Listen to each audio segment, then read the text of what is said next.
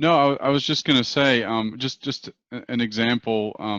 So Guada and I built a team. So it started with the two of us, and then built a team that was specifically focused on innovating very creatively in a new space that we in our business didn't have a lot of experience in, and and a couple of things that we did, because it is about the culture that you set for the team that you develop.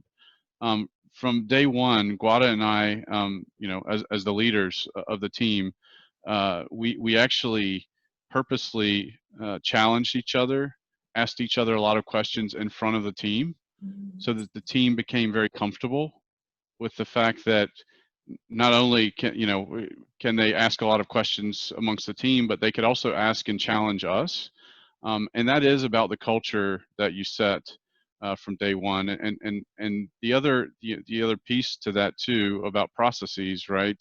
Um, One of the things, so as we had project report outs, we didn't give them any kind of template. So we started and we said, you each report out to us on your programs, um, in whatever format you see fit, right?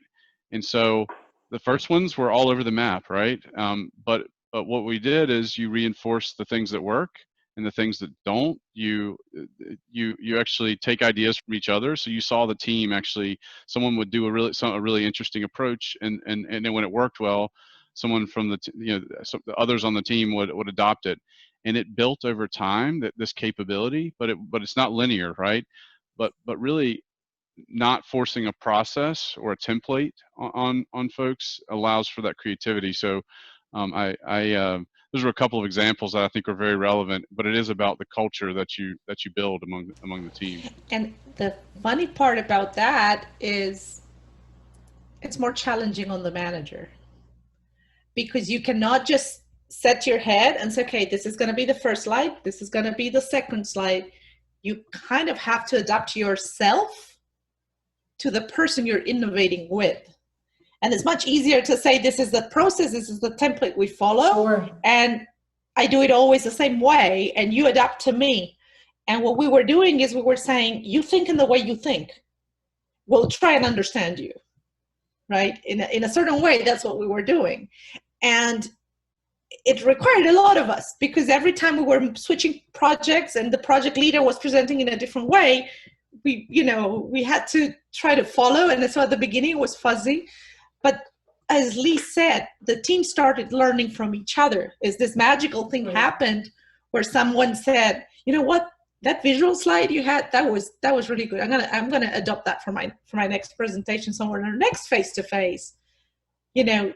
One liked one thing and the other one had another thing that was very good. And so without asking for a template, we kind of arrived to a very similar way of presenting with pieces of different people.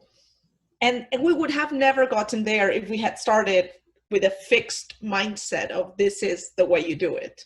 That is so valuable. Actually, I was going to ask what you guys could say to leaders that are watching us. And I think you said great comments about how to inspire and again, how to be open and require this emotional balance, right, Ley, that you were talking about. Because to do all that, first you need to be good with yourself, you need to be well, right? You need to be open, you need to be curious about how others do their work, right? And in the end, you don't waste others' creativity, right? When you set the stage in the process, as you're saying you did not do, rather you let it open for people to create for themselves. So I think that's amazing.